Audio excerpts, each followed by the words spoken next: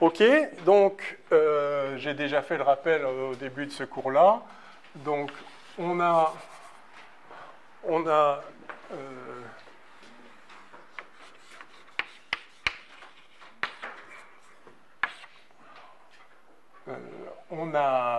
donc un ensemble de vitesses, de courbes lisses, et on a une addition et une multiplication par un scalaire. Je dirais point par point, c'est une façon de parler, mais enfin,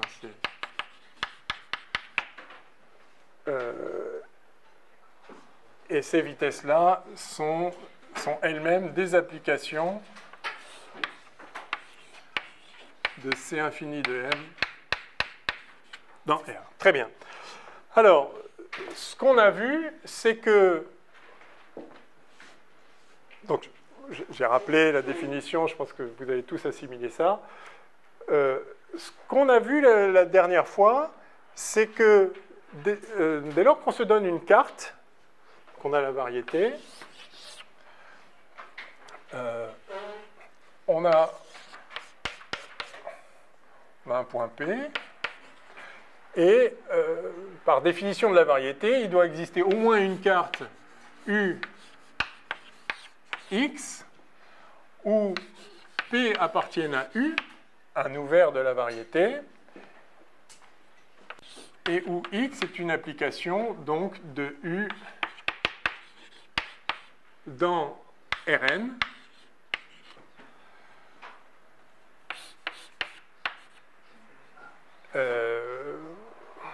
qui soit bijective et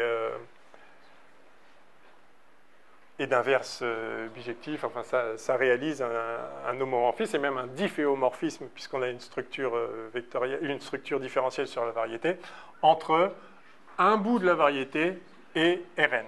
Très bien. Ce qu'on a vu la dernière fois, c'est que cette carte-là donne directement une base de l'espace vectoriel tangent TPM naturel associé à la carte. Tout simplement, alors, vous vous souvenez comment on l'a construite? Vous avez ici les lignes de coordonnées, enfin de coordonnées égales constantes. Vous pouvez remonter sur la carte, sur la variété, ces lignes-là. Ça vous fait une espèce de quadrillage qui n'est pas carré, enfin qui est... Voilà. Ça, alors, j'aurais pas dû faire le vert hachuré, mais bon, trop tard. D'accord. Et ça vous donne en chaque point, en particulier au point P, que je vais mettre ici, ça vous donne une base de vecteurs tangents.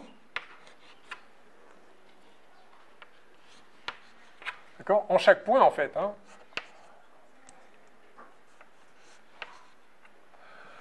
Donc il y a une base associée, donc base de TPM associée à la carte.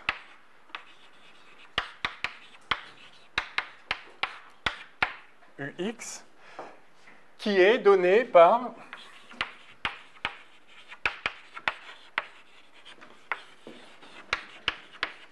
les vecteurs particuliers que sont les D sur DXI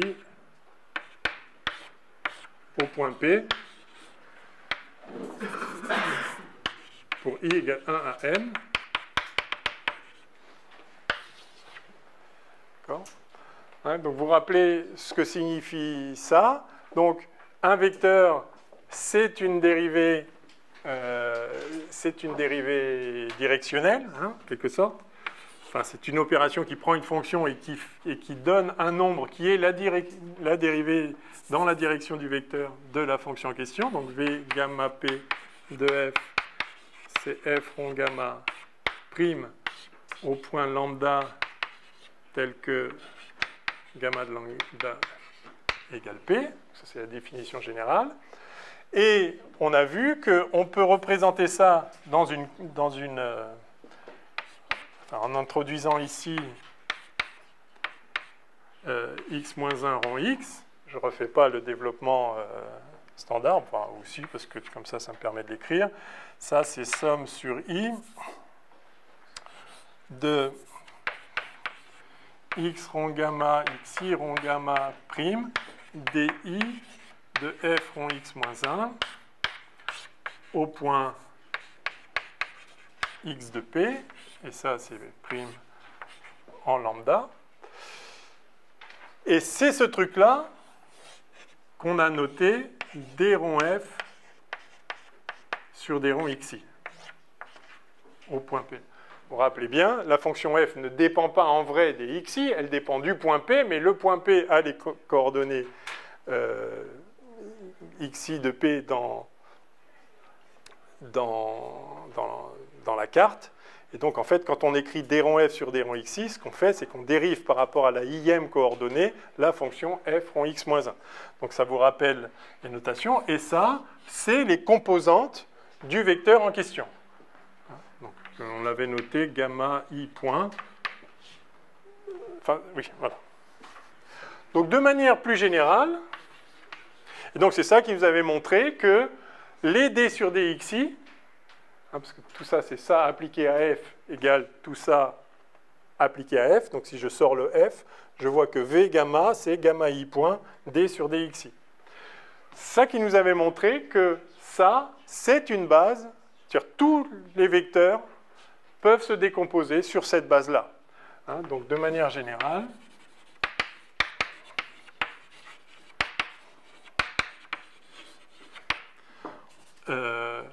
soit x dans TPM,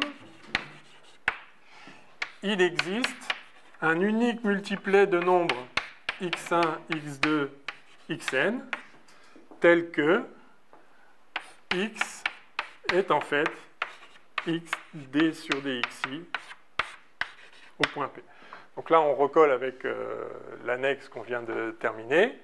Chaque vecteur s'écrit avec des composantes que je note donc avec l'indice en haut, contravariante, par rapport au vecteur de la base. Et bien sûr, on va être intéressé par regarder ce qui se passe quand on change de base. Pourquoi? Parce que cette base, elle a été singularisée par la carte qu'on a choisie. Dès que je me donne une carte, eh bien, j'ai automatiquement une base qui sort, qui est simplement la dérivée partielle par rapport aux composantes associées à la carte. Ce n'est rien d'autre que le vecteur tangent aux courbes de coordonnées rétro-projetées sur la variété. Mais évidemment, ce choix de coordonnées, de système de coordonnées, il est complètement arbitraire. Si je change de carte, je change de système de coordonnées, bah, j'aurai une autre base. Si je prends ici maintenant une carte Y, qui aura elle aussi des lignes de coordonnées, des marrons et des rouges. Si je ramène ces lignes de coordonnées sur la carte, bah, ça va me faire un autre réseau de lignes de coordonnées ici dans la variété. Et à chaque point P, bah, je vais avoir une nouvelle base qui va être ce vecteur-là, enfin, si je représente figurativement, et ce vecteur-là. Et donc, le même vecteur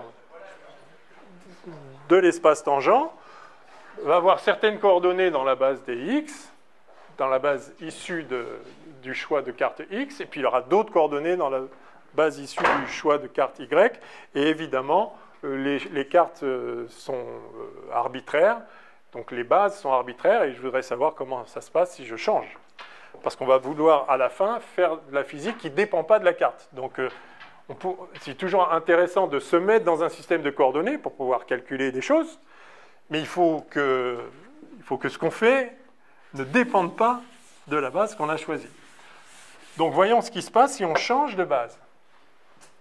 Donc de la même façon, il existe un unique y1 multiplet de n nombres y1, yn, donc ça c'est dans Rn bien sûr, tel que le même x, alors c'est peut-être pas, oui, s'écrivent. Alors je vais plutôt, ouais,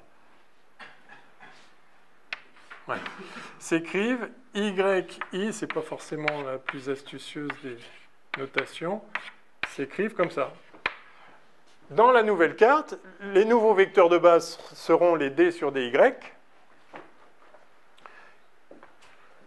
Et donc, il y a des composantes à chaque fois, c'est une somme sur I. Je ne les mets pas.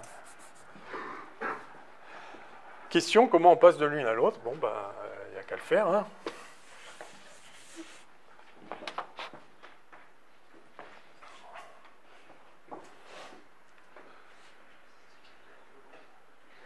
Alors, comment on fait ça?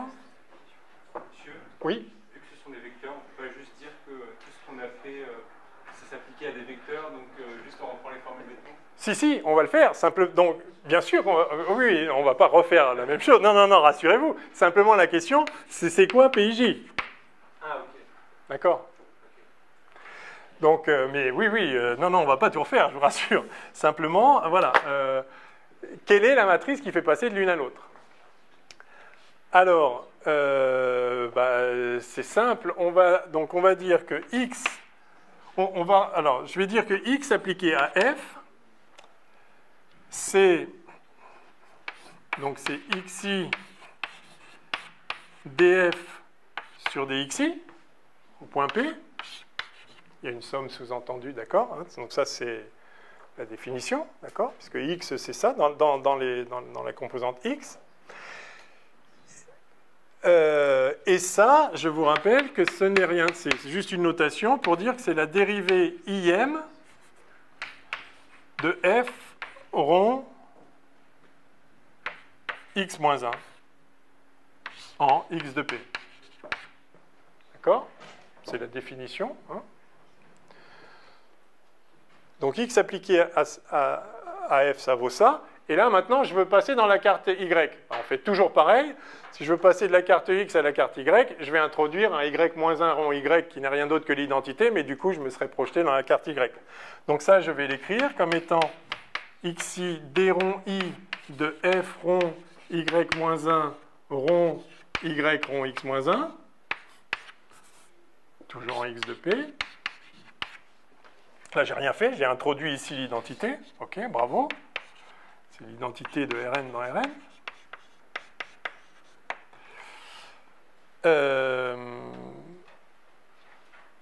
Non, pardon, de M dans M, en l'occurrence.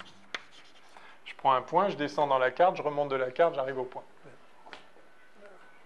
Voilà, oui, voilà, de Rn. Et donc là, maintenant, j'ai une fonction de Rn dans Rn. Et là, j'ai une fonction de Rn dans R.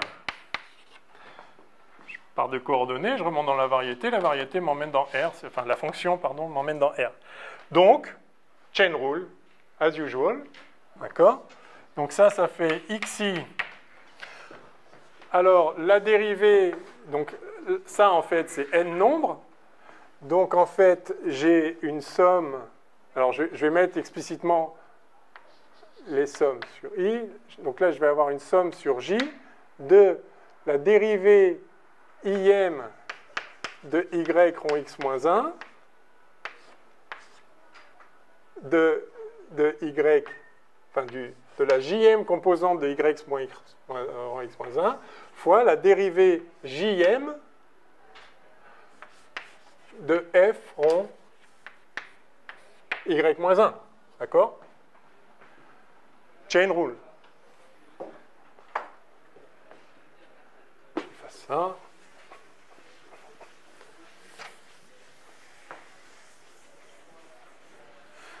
Simplissime, parce que maintenant, ça,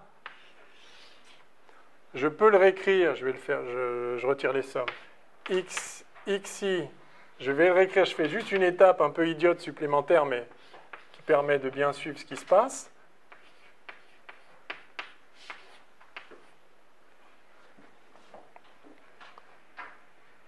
D'accord, alors, et ça, c'est en x de p. D'accord. Et ça, c'est en y de p. Hein, le J ici, c'est la JM composante de ce machin-là qui est un n tuplet de nombres. Hein, ça, c'est dans Rn, donc c'est la JM composante. Donc c'est la JM composante de la dérivée. Donc c'est la dérivée de la JM composante. C'est pareil. Donc je fais ça, comme ça c'est explicite. dj f rond y moins 1. Et maintenant, bah, c'est exactement l'application des symboles habituels. Ça fait xi. Donc ça, c'est la dérivée par rapport à la im composante dans la carte x de la fonction yj. Ça, ce n'est rien d'autre que d rond yj sur dxi. La im composante dans la carte x, donc xi, de la fonction, enfin la dérivée par rapport à la im composante dans la carte x de la fonction yj. Donc c'est d rond yj sur d rond xi. Et, donc ça c'est ce terme-là, ça donne ça. Et ça, bah ça par définition, c'est d rond f sur d rond yj. D'accord ?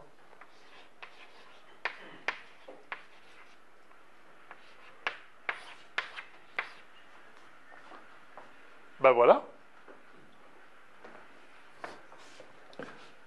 Car ça, par ailleurs, c'est censé être égal à yj df sur dyj. Au point P. À chaque fois, je suis au point P, bien sûr. Ben voilà, on a la réponse. Je vois donc que yj égale dyj sur dxi au point P de xi. Voilà le changement de base. Et donc la matrice de changement de base, le PIJ, bah, c'est ça. Donc les composantes dans la nouvelle base s'obtiennent par une transformation linéaire, une matrice si vous voulez, des composantes dans l'ancienne base. Normal, vous changez de base, vous avez une transformation entre les deux.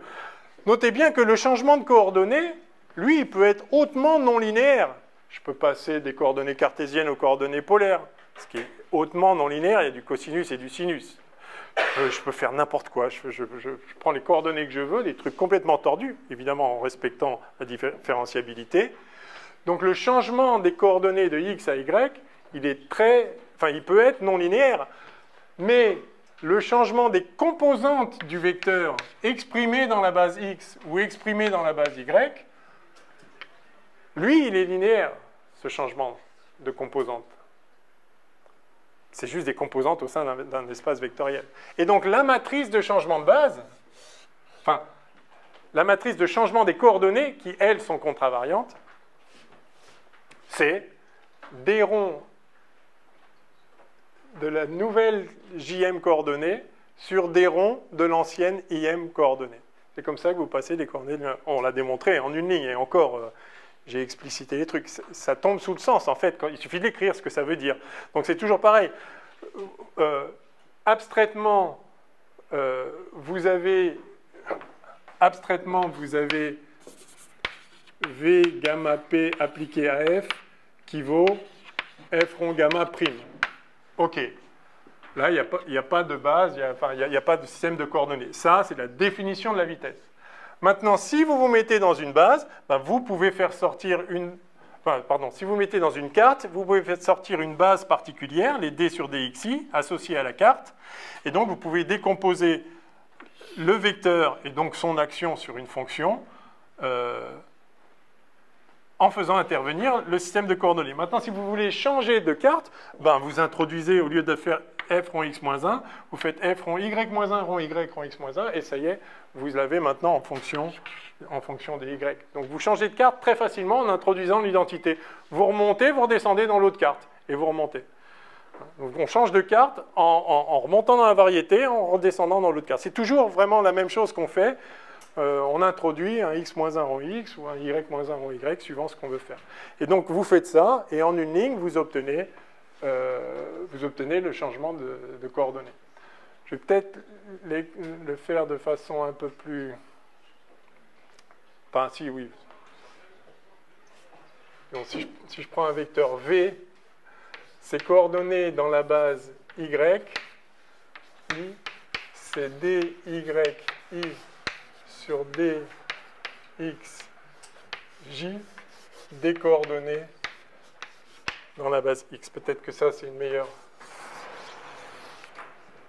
Ça. Les coordonnées dans la base x, les coordonnées dans la base y, voilà comment on obtient la transformation. Bien évidemment, les cartes sont interchangeables. Si je veux écrire v, les coordonnées du vecteur v dans la base x en fonction, ça je devrais mettre p ici, en fonction des coordonnées de la base y, dans la base y du même vecteur, bah, j'interchange x et y, c'est évident, dxi sur dyj. Et donc, ce que vous voyez, évidemment, je peux repasser de l'une à l'autre. Ce que vous voyez, c'est que la matrice inverse, si je la considère comme une matrice d'application linéaire, que je peux inverser, mais là, en l'occurrence, il y a un indice en haut, un indice en bas, donc tout va bien. La matrice inverse des dyi sur dxj, c'est en fait les dxi sur dyj.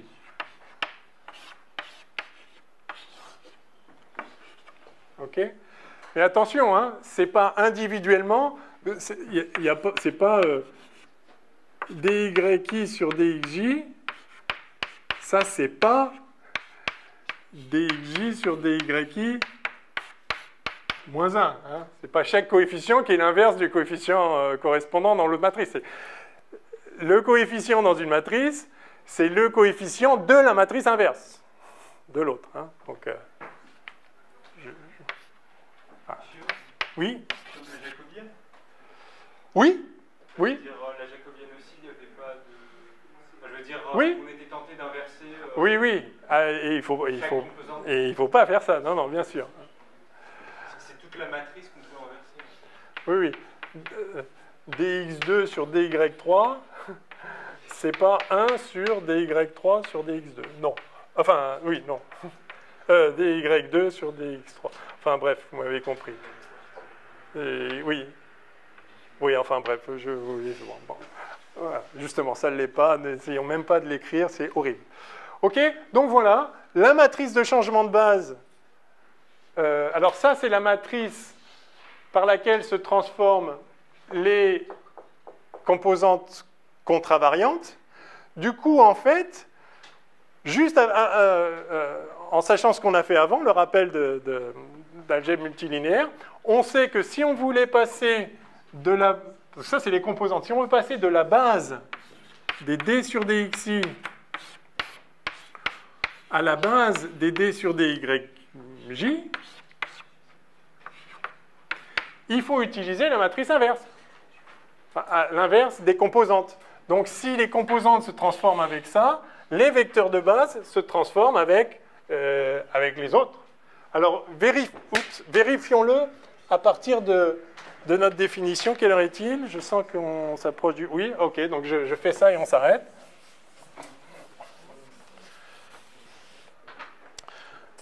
Vérifions comment écrire... Donc là,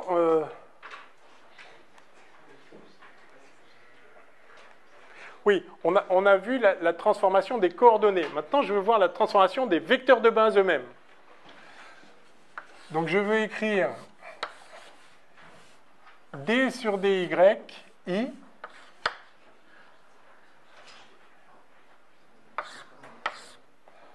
en fonction des d sur dxi. Alors, comment je fais? J'applique ça à une fonction f. Donc, ça, par définition, c'est f.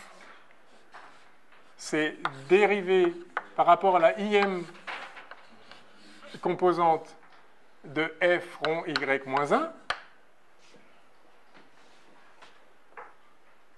D'accord? Par définition. Quand on écrit df sur dy, en fait, f ne dépend pas des yi, mais en dépend via la carte. Donc, si je remonte, ça marche, voilà. Et je voudrais maintenant exprimer ça en fonction des ronds x. Bah, très simple, j'ai introduit x moins 1 rond x là-dedans, et hop, on a changé de carte. C'est toujours le même truc. Donc ça, c'est d rond i de f rond x moins 1 rond x rond y moins 1.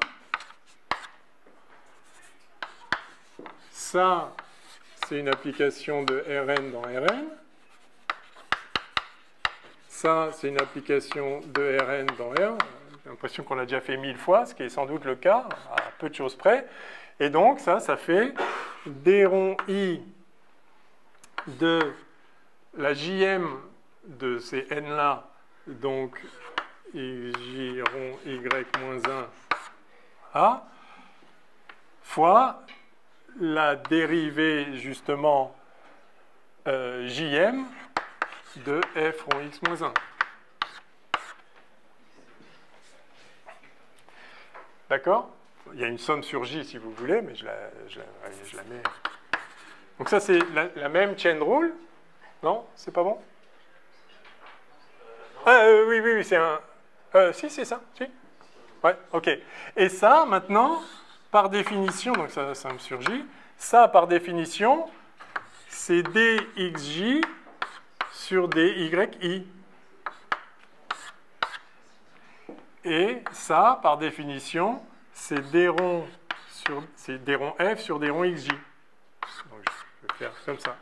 Donc, je vois que d sur dyi appliqué à f, c'est ça appliqué à f. Autrement dit, et vous voyez pourquoi la notation des ronds, pourquoi ça fonctionne. D sur dyi, ce n'est rien d'autre que dxj sur dyi, d sur dxj. Ça, vous auriez pu l'écrire simplement, sans avoir rien fait de tout ce qu'on a fait, simplement avec le calcul des fonctions à n variables. Ça, c'est la dérivée standard de Rn dans Rn. Hein. Et de fait, on est dans Rn, là, parce qu'on est dans les cartes. Donc c'est pour ça que la notation, noter df sur dyi pour cette chose-là, c'est une définition de cette notation. En vrai, c'est ça qui se passe.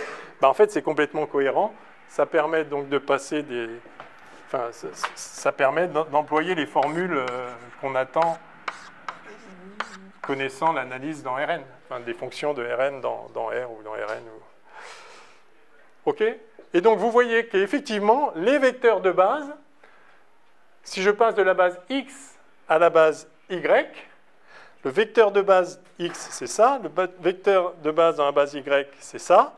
Eh bien, la matrice de changement de passage, c'est dxj sur dxi, sur dyi. Tandis que la matrice de passage des composantes, c'est dy sur dx.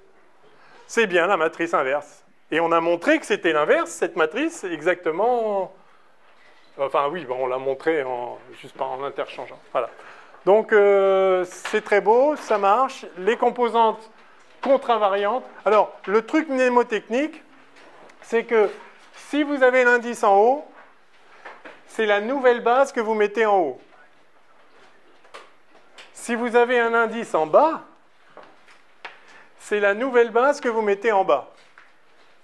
Ceci sera vrai tout le temps. Quand on va faire des transformations de formes linéaires, de tenseurs de rang RS, les indices en bas se transforment en mettant la nouvelle base en bas, les indices en haut se transforment en mettant la nouvelle base en haut. C'est simple, c'est simple à démontrer, mais c'est bien de s'en souvenir aussi de façon un peu automatique. OK, la semaine prochaine, on fait l'espace dual, l'espace cotangent, l'espace dual de l'espace tangent. TPM étoile. Ça va être beau. TPM étoile, absolument. Et les tenseurs associés.